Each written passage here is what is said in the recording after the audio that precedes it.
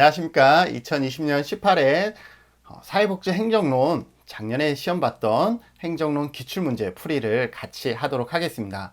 이번 시간에는 40번부터 50번까지 문항을 살펴볼 텐데 혹시 앞에 문항을 풀지 않고 이 영상을 먼저 보시는 분은 제가 이쪽에 링크를 걸어 둘 테니까 앞에 영상을 먼저 보시고 25번부터 39번까지의 문제를 먼저 보시고 지금 영상을 봐주시면 순차적으로 공부하는 데 도움이 되실 것 같습니다.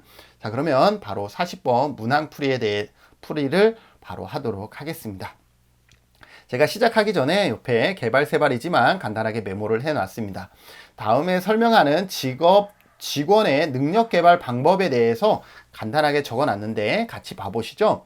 포럼이 있어요. 포럼은 어떤 거냐면 어떤 주제에 대해서 자유롭게 자료를 공유한 다음에 각자의 의견을 수렴하는 형태를 포럼이라 그러고, 패널이라는 것이 있습니다.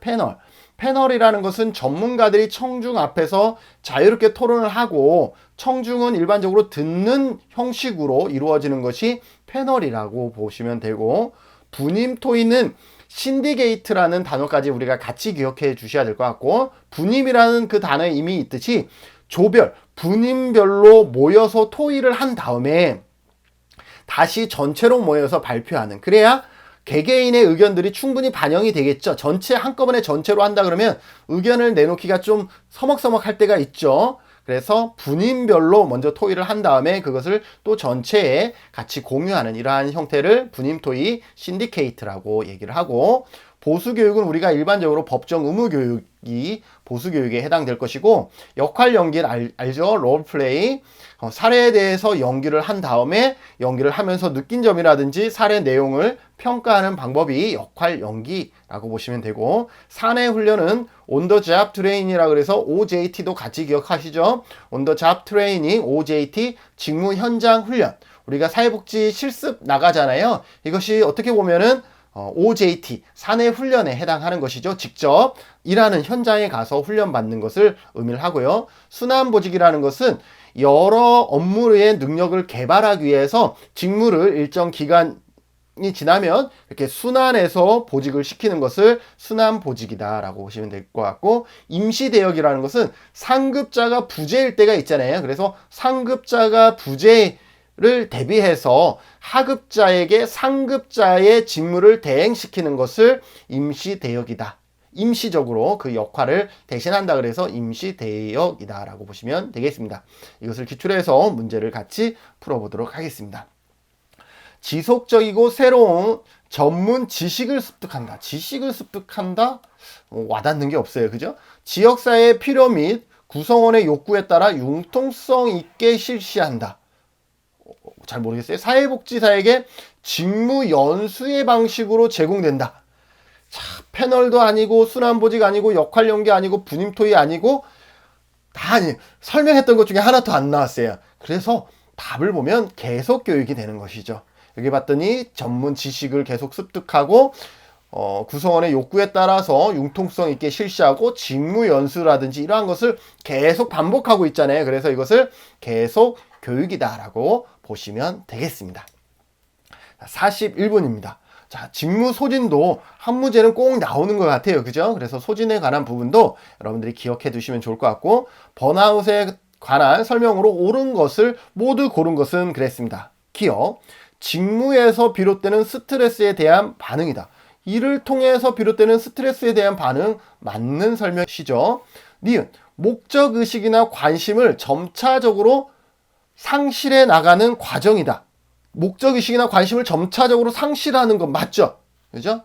제일 마지막에는 우리 단계가 뭐예요? 무관심이죠. 무관심. 그죠? 자, 디귿. 감정이입의 주요 기술인 직무 현장에서 발생하는 현상이다. 일반적으로 감정이입의 업무에서 많이 발생을 하죠. 우리 사회복지라든지. 사회복지도 마찬가지, 그리고 뭐 상담업도 마찬가지, 이러한 것이 감정이입의 업무죠. 여기에서 많이 발생하는 것 맞습니다. 그래서 소진하면 여러분들이 적어도 기억해야 하는 게 뭐예요? 열성적인 단계, 그 다음에 침체 단계, 그 다음에 좌절 단계, 그리고 맨 마지막에 무관심 단계, 이렇게 네 가지의 단계를 거치는 정도 기억하시면 점차적으로 상실하는 과정이다. 무관심. 이렇게 연결이 될 수 있다는 거 기억하시면서 지금은 세 가지가 전부 다 옳은 것이기 때문에 정답은 5번이 되겠습니다. 자, 42번. 변혁적 리더십에 관한 설명으로 옳은 것은 그랬습니다. 변혁적이 나오면 항상 거래적 리더십도 같이 기억을 해 주셔야죠. 거래적 리더십은 우리가 전통적 리더십이다 라고 얘기를 합니다. 일반적으로 과거에 우리가 많이 해왔던 리더십, 거래적 리더십, 전통적 리더십이라고 그러고, 이 전통적인 리더십은 어떠한 안정을 추구하게 되고요. 그리고 업무 할당이나 통제, 이러한 것을 통해서 리더십을 발휘하게 되는 것이죠. 우리 과거에는 그랬잖아요. 뭔가 업무를 이렇게 주면서, 그리고 통제하면서, 하지 마라 이렇게 통제하면서 리더십을 발휘했었잖아요. 그죠? 그래서 그러한 것을 거래적 리더십이다 라고 보시면 되겠습니다. 근데 문제는 변혁적 리더십에 관한 옳은 것입니다. 기업.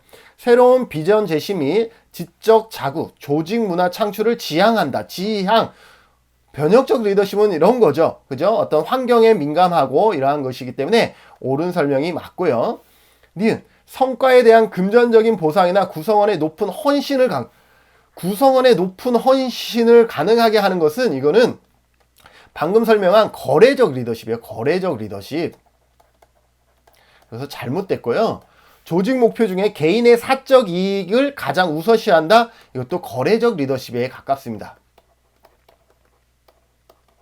그래서 여러분들이 번역적 리더십이라는 것은 어떤 창조와 환경의 변화에 민감하게 반응하려면 같이 이렇게 힘을 모아야 되겠죠. 이러한 단어들이 들어가면 변혁적 리더십이다.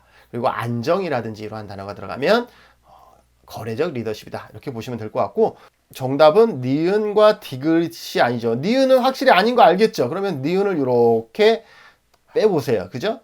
그러면 정답은 1번과 3번 중에 여러분들이 선택하셔야 되고, 적어도 50% 확률에서 여러분들이 찍기를 하셔야 되는 겁니다. 근데 디귿도 사적 이익을 가장 우선시한다. 결코 좋은 것이 아니기 때문에 정답은 1번에 해당하겠습니다. 자, 43번 문제를 같이 풀도록 하겠습니다. 43번. 사회복지관에서 우편으로 잠재적 후원자에게 기관의 현황이나 정보 등을 제공하여 후원자를 개발하는 마케팅 방법. 우편으로 이루어지는 마케팅 방법을 우리는 뭐라 그러냐면 다이렉트 마케팅이라고 합니다. 그래서 이러한 부분들은 그냥 우편하면 다이렉트 마케팅, 이러한 부분들을 여러분들이 아셔야 됩니다. 다이렉트 마케팅이라는 것은 소식지나 편지 등을 뭘 통해서? 우편으로 마케팅을, 그러니까 관심을 계속 끊임없이 보이는 것을 다이렉트 마케팅이라고 보면 되는 것이죠. 그래서 소식지라든지 편지라든지 엽서라든지 우편, 이러한 단어가 나오면 다이렉트 마케팅이구나 이렇게 보시면 되고, 고객 관리라는 것은 말 그대로 끊임없이 고객을 관리하는 겁니다. 고객을 지속적으로 관리하는 거죠. 중간중간에 전화도 하고 잘 지내는지 안부도 물어보고 뭐 이러한 부분들이죠. 데이터베이스 마케팅은 마찬가지로 고객 관리 마케팅의 하나일 수도 있죠. 고객을 관리함에 있어서 어떻게 관리하냐면 데이터베이스를 통해서 관리하고, 데이터베이스를 통해서 어떻게 마케팅을 하는 거죠. 이용자나 우리 사회복지 시설에서는 이용자나 자원봉사자의 개인 정보를 데이터베이스화해서 관리하는 마케팅을 데이터베이스 마케팅이다 라고 할 수가 있고, 소셜 마케팅은 뭐냐면 공익 실현 마케팅입니다. 이 공익 실현 마케팅은 말 그대로 공익을 위해서 어떤 금주라든지 흡연, 이러한 공익을 위해서 행동 변화를 시도할 때 이루어지는 것이 소셜 마케팅, 공익 실현 마케팅이다 라고 보시면 되겠죠. 클라우드 펀딩은요, 요즘 많이 하는 것 같아요. 영세한 기업들이요, 자금 마련을 위해서 온라인에 어떤 정해진 플랫폼들이 있어요. 여러분들도 할 수가 있어요. 온라인의 플랫폼을 통해서 불특정 다수에게, 그러니까 대중들을 통해서 자금을 모으는 방법을 클라우드 펀딩이다 라고 합니다. 그래서 어떤 떡볶이를 개발한 사람이 자기가 창업을 하기 위해서 클라우드 펀딩을 통해서 이제 떡볶이 이 브랜드를 살려내는 그러한 일화들도 우리 주변에서 들을 수가 있는 거죠. 그렇게 해서 클라우드 펀딩이라는 것은 어떤 정해진 플랫폼을 통해서 불특정 다수에게 다수를 통해서 자금을 마련하는 것을 클라우드 펀딩이다 라고 여러분들 기억하시면 되겠습니다. 자, 그래서 정답은 우편이기 때문에 다이렉트 마케팅이었고요. 44번. 사회복지법인 및 사회복지 재무 회계 규칙상 사회복지관의 결산 보고에 첨부해야 되는 서류가 아닌 것은 그랬는데, 이 문제예요. 다른데 자료를 찾아봤더니 맞춘 사람이 몇 명일까요? 거의 없어. 오답을 한 번에, 보통 정답이 한 60%, 70%가 정답에 마킹이 되는데, 이 문항의 정답은 1번에 75% 정도가 1번을 마킹한 거예요. 그런데 정답은 슬프게도 1번이 아니었습니다. 정답은 4번이었습니다. 세입, 세출, 명세서죠. 이거는 그래서 우리가 좀 알아야 되는데, 이거 다 기억할 수가 없어서 그냥 이 문제만 알고 넘어갑시다. 사회복지 재무회계 규칙상 사회복지관에 결산보고에 첨부해야 되는 것은 사회복지 재무회계 규칙 20조네요. 20조를 찾아보면 목록이 나오는데 몇 개가 나오냐면 23개의 항목이 나옵니다. 23개 항목. 대박. 이것을 어떻게 다 외워? 우리가 결산 보고해야 되는 서류가 23개 항목이나 돼요. 그 중에 1번이 뭘까요? 1번이 세입, 세출, 명세서가 아니라 세입, 세출, 짱짱, 결산서입니다. 세입, 세출, 결산서가 여기에 들어갑니다. 그래서 정답은 4번입니다. 세입과 세출은 이미 이루어진 거기 때문에 이제 완료되는 거잖아요. 그래서 명세서가 아니라 결산서가 들어가고 나머지는 그 각각의 명세서들이 첨부되는데, 세입, 세출은 예산보고 할 때는 명세서가 들어가지만 결산보고에서는 결산서가 들어간다. 이 정도 여러분들이 그냥 이 문제 정도는 기억해 두시면 좋을 것 같습니다. 세입, 세출은 결산보고니까 결산서가 들어간다라고 보시면 될 것 같습니다. 자, 45번입니다. 총체적 품질 관리의 원칙에 관한 설명으로 옳은 것은 그랬습니다. 그래서 총체적 품질 관리도 우리가 시험에 많이 나오죠. 그래서 총체적 품질 관리, TQM이 나오면 가장 중요한 단어가 고객이죠. 총체적 품질은 결국 누구에 의해서 이루어진다? 고객에 의해서 이루어지는 것이죠. 그래서 고객에 의한 것이고, 그러면 이 품질 관리를 왜 하는 거예요? 품질을 어떻게 하기 위해서? 개선하고 더 좋게 만들기 위한 것이죠. 그것은 결국은 피드백이 있다라는 것이고, 그 피드백에 반영되려고 그러면 누구가 노력해야 되겠어요? 그거는 회사 전체가 노력해야 되겠죠. 어떤 홍보에서부터 가격, 이 전체를 우리는 품질이라고 하기 때문에, 그래서 전체 직원이 관여할 수밖에 없습니다. 전체 직원이 관여할 수밖에 없고, 또 품질이라는 것이 한 번 좋았다가 딱 제품만 딱 좋았는데 AS 엉망이야. 그러면 안 되겠죠. 그래서 지속적이라 해야 되겠죠. 그래서 TQM의 조건을 갖추려면 이러한 다양한 조건들을 모두 갖춰야 된다라고 보시면 되겠죠. 자, 문제 풀어볼게요. 조직 구성원들의 집단적인 노력을 강조한다 설명했죠? 현상 유지가 조직의 중요한 관점이다. 옳은 것은이니까 1번이 바로 정답이 되겠습니다. 2번, 현상 유지가 조직의 중요한 관점이다. 아니죠. 고객의 품질 관리를 하는 이유가 있잖아요. 그냥 팔면 끝이 아니라 그 품질을 관리하는 이유는 품질을 개선해서 계속 더 업그레이드 시키기 위한 것이기 때문에 현상 유지가 중요한 관점은 아닌 것이죠. 의사결정은 전문가의 직관을 기반으로 한다? 아니죠. 전체 직원이 관여합니다. 그리고 더 큰 관여를 하는 것은 누구예요? 여기서는 고객이죠. 고객에 의해서, 고객이 이건 비싸요, 이건 냄새가 안 좋아요, 그러면 바로 품질 관리해서 어떻게 해야 되겠어요? 노력하자. 의사결정 전문가가 아니라 고객의 영향력이 더 크다라고 볼 수가 있죠. 네 번째, 구성원들과 각 부서가는 경쟁 체계를 한다? 아니죠. 같이 관여한다. 여기가 여기겠고, 품질 결정은 전문가가 주도한다? 아니죠. 이것도 마찬가지 고객이 주도한다라고 보시면 되겠습니다. 그래서 여기서 전문가라든지 어떤 특정한 부서에 의해서 이루어지는 것이 절대 아니라, TQM은 고객에 의해서 이루어지고, 그것을 하는 목적은 품질 개선을 위해서, 피드백을 통한 품질 개선을 위해서 하는 것이고, 그러려면 전 직원이 같이 노력해야 된다라는 것 기억해 두시면 좋을 것 같습니다. 46번입니다. 사회복지 서비스 전달 체계의 도입을 시대 순으로 나열한 것. 이거는 암기할 필요밖에 없죠. 그런데 이것을 암기를 하면 적어도 정책이나 법제론에 또 여러분들이 같이 연동되는 거기 때문에 암기하시면 좋을 것 같습니다. 우리나라는요, 1995년에 보건복지 시범 사업을 5년간 합니다. 5년간 하는데 보건과 복지가 같이 조인한 것에 여러 가지 문제가 있었어요. 왜냐하면 이 사무소를 어디에 뒀냐면 보건소에다 뒀거든요. 보건소가 많지 않잖아요. 그러다 보니까 접근성이 떨어지고 보건복지 사무소를 이렇게 했지만 인력 충원이 없다 보니까 업무 과다 이러한 데서 효과성, 효율성이 떨어졌던 거죠.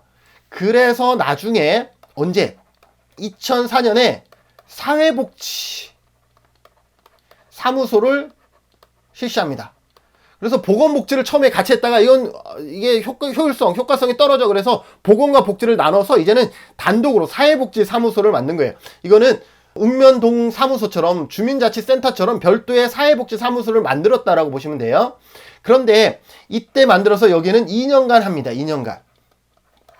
2년간 했는데 여기에서 우리는 보건복지부는 사회복지 사무소를 했지만 행자부에서는 뭘 했냐면 주민 생활 지원 서비스를 2006년에 도입을 합니다. 2006년에.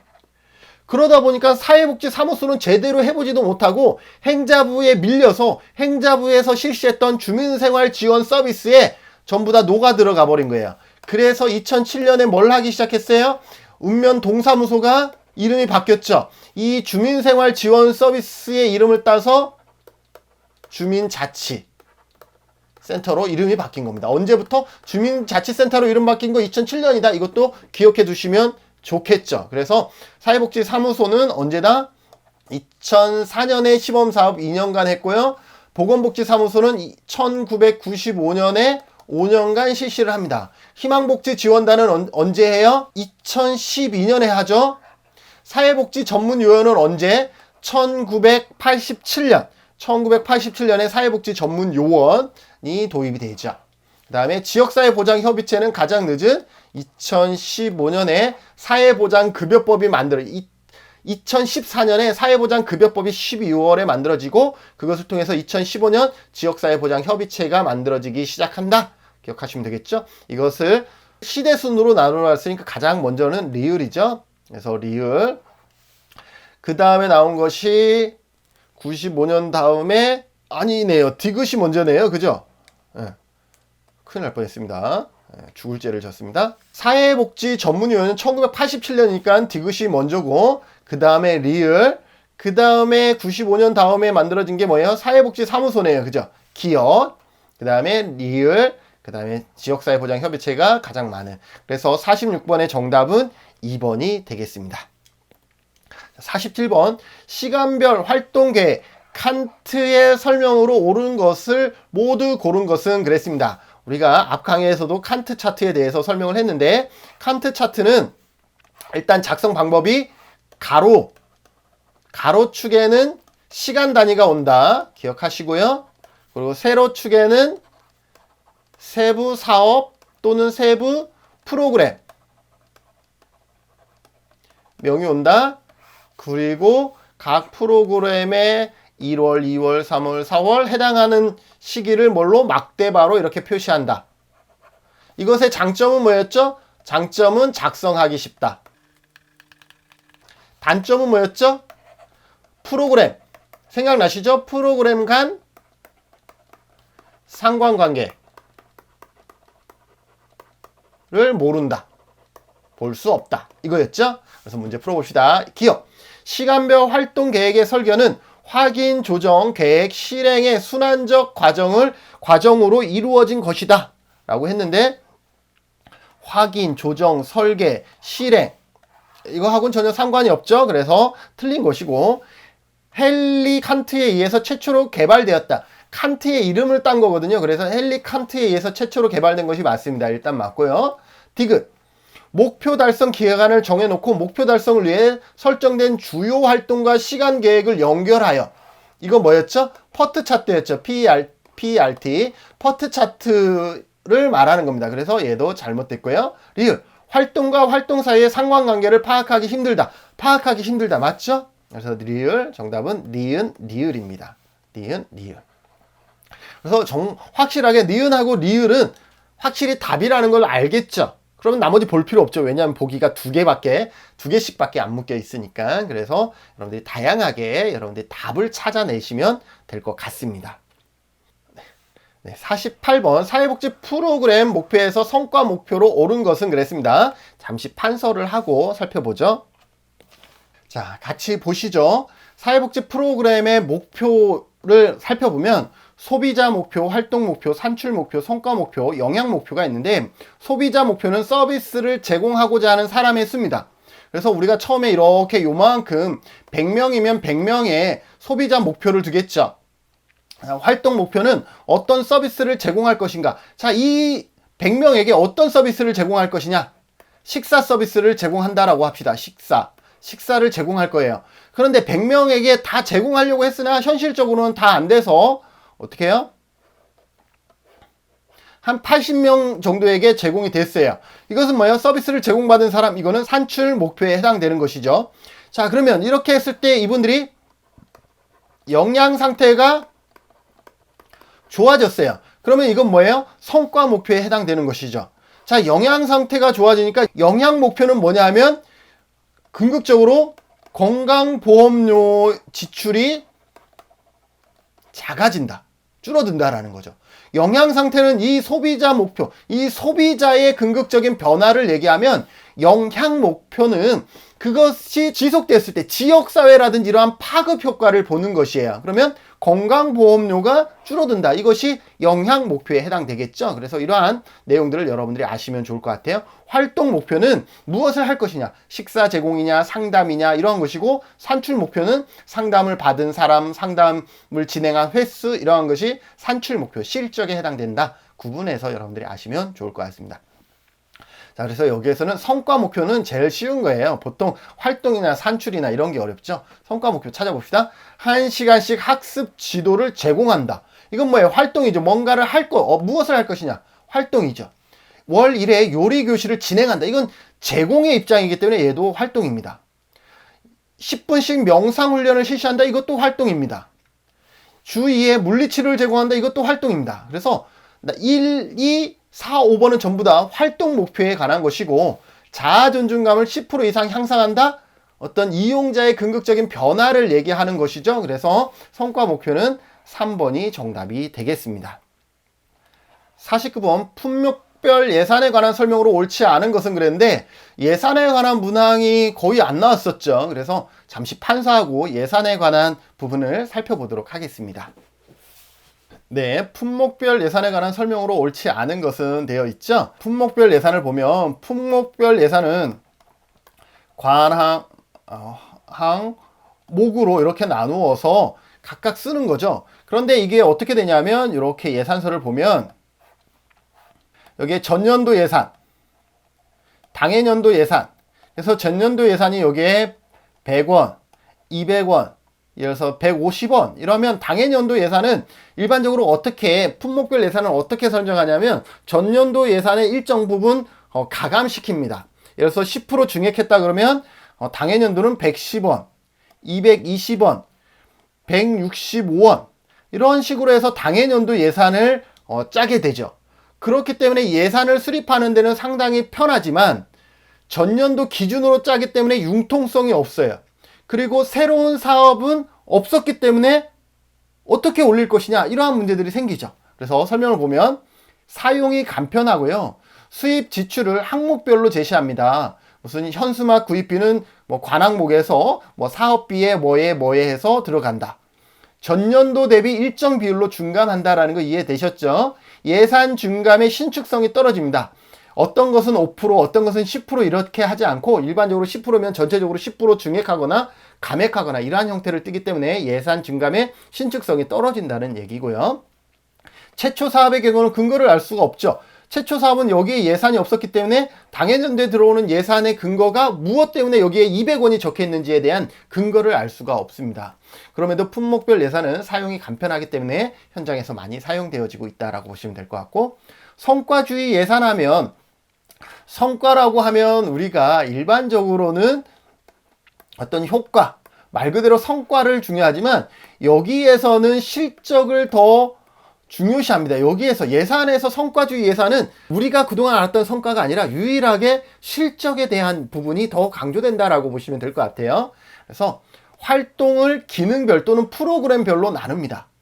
그래서 단위 사업으로 나눈다. 품목이라는 것은 각각의 품목별로 아주 잘게 쪼갠 것이라 그러면 성과주의는 단위 사업 프로그램별로 쪼갠다라고 보시면 될 것 같아요. 우리가 사업을 10개 할 거다 그러면 성과주의 예산은 10개로 이렇게 나눠지는 거죠. 그리고 그 단위 사업별로 프로그램별로 어떻게 하냐면 단위 원가를 계산합니다. 한 사람이 사용되는 비용을 계산하는 거죠. 그 다음에 업무량을 곱합니다. 프로그램을 진행함에 있어 한 사람에게 투자되는 비용이 100만 원이다 그러면 100만 원에 프로그램 참여자가 20명이다 그러면 20명을 곱하는 거예요. 그게 업무량이죠. 그러면 2천만 원이 되는 거예요. 이렇게 예산을 구하는 것이 성과주의 예산입니다. 그런데 이러한 예산은 예산 통제가 어렵습니다. 왜냐하면 원가나 인원들이 이미 들어가 있기 때문에, 그리고 계산식이 들어가 있기 때문에 예산 통제가 일단 어렵고요. 더 힘든 것은, 가장 큰 문제는 뭐냐면 단위 원가를 계산해야 된다는 거예요. 이 프로그램을 처음부터 끝까지 하는데 한 사람에게 들어가는 비용이 얼마인지를 다 계산해야 되는 거예요. 그게 정말 쉽지 않죠. 각 프로그램마다 이 단위 원가를 계산해야 되는데, 이 성과주의 예산에서 가장 큰 어려움은 단위 원가를 반드시 계산해서 단위 원가와 업무량을 곱해서 산출하는 방법이 성과주의 예산인데, 그 단위 원가를 계산하는 것이 너무 어렵다라는 게 단점인 것이고요. 그리고 직접비와 간접비 구분이 힘들다라는 거예요. 직접비는 프로그램에 직접적으로 사용되는 거고, 간접비는 다른 것과 같이 이용되는 것을 간접비라 그럽니다. 예를 들어서 버스 대여비는, 버스를 대여한 것은 전적으로 그 프로그램에 이용되기 때문에 직접비에 해당되지만, 우리 복지관에도 버스가 있었어요. 이 버스를 이용할 거예요.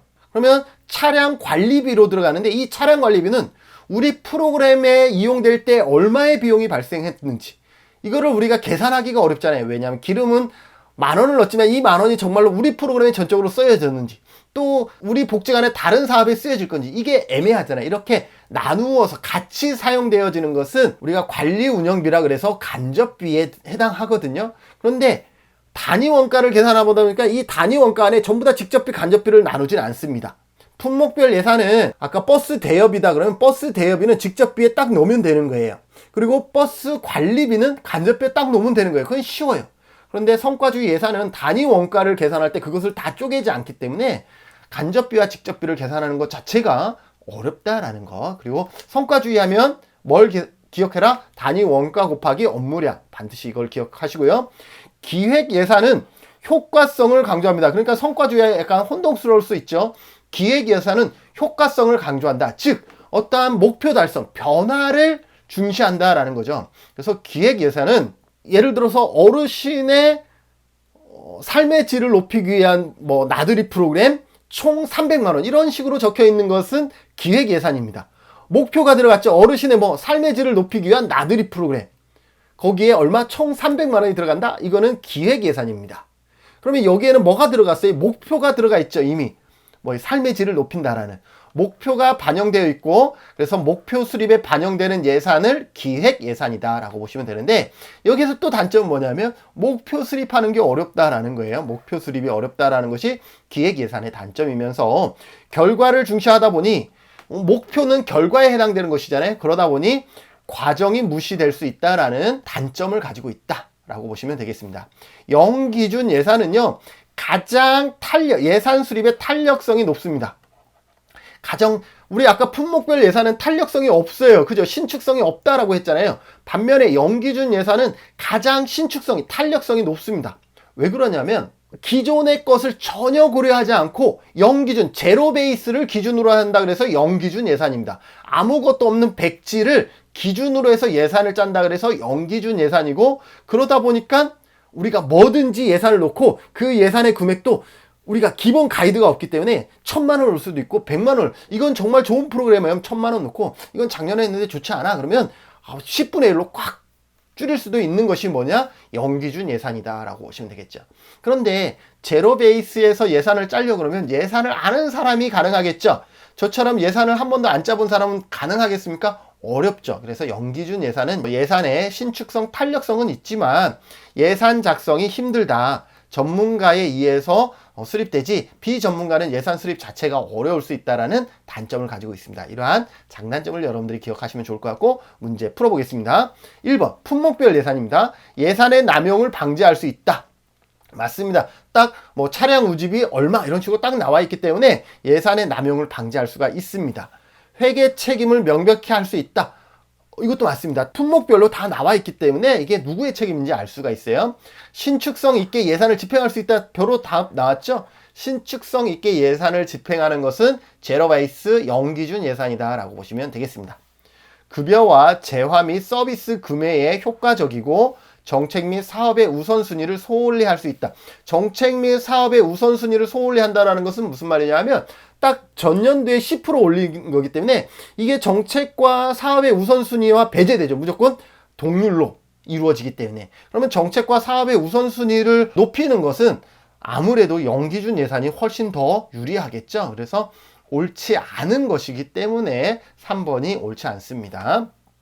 자, 벌써 마지막 문제네요.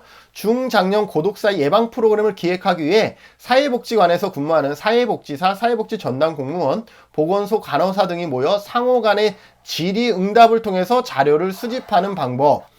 상호 간의 질의하고 응답을 통해서 자료를 수집하는 방법이네요. 여기에 봤더니 사회복지사, 전담 공무원, 보건소 간호사 등은 어떻게 보면 전문가를 초대해서 이 전문가에게 듣는 거죠. 일방적으로. 그런데 어떻게 주고받는 것이 아니라 그 자리에서 상호 질의하고 응답하고 이러한 그 자리에서 이루어지는 거죠. 그래서 전문가에게 듣는 것은 초점 집단 조사와 델파이 조사가 있는데 초점 집단은 뭐예요? 그 자리에서 이렇게 상호 질의를 통해서 FGI가 이루어지는 것이고 델파이 조사는 어때요? 전문가에게 계속 주고받고 이렇게 보통은 3차례 이상 이루어지는 것을 델파이 연구라 그러잖아요. 그래서 보기에 설명은 초점 집단 조사, 그래서 FGI가 여기에 해당된다라고 보시면 될 것 같습니다. 그래서 50번까지 문항을 여기서 마치고요. 그래서 기출문제 풀이는 이번 주에 시험이기 때문에 여기서 마무리하는 것으로 하고 아쉽지만 3과목 미처 올리지 못했는데 이것은 제가 주중에 또 다른 일들이 있기 때문에 강의 준비하고 영상 찍고 편집하고 올리다 보면 거의 시험 기간 다다라서야 올라갈 것 같아서 차라리 여기까지 하는 것으로 하고 여러분들이 뭐 다음에 저를 다시 만나지 않도록 일주일 동안은 정말로 여러분들 다른 거 다 내려놓으면서 요 시험에 좀 더 올인하셨으면 좋을 것 같아요. 내년에 보면 더 잘 보겠지? 절대 그렇지 않기 때문에 일주일 공부하는 것이 오히려 더 여러분들한테 효과성이 높습니다. 내년에 공부하는 것보다 일주일 나머지 지금까지 공부한 게 있기 때문에 일주일 정말 빡세게 공부하는 것이 더 효과성이 높다라고 저는 개인적으로 생각이 되어지니까요. 여러분들 남은 시간 열심히 하셔서 꼭 합격하시기를 바라겠습니다. 수고하셨습니다.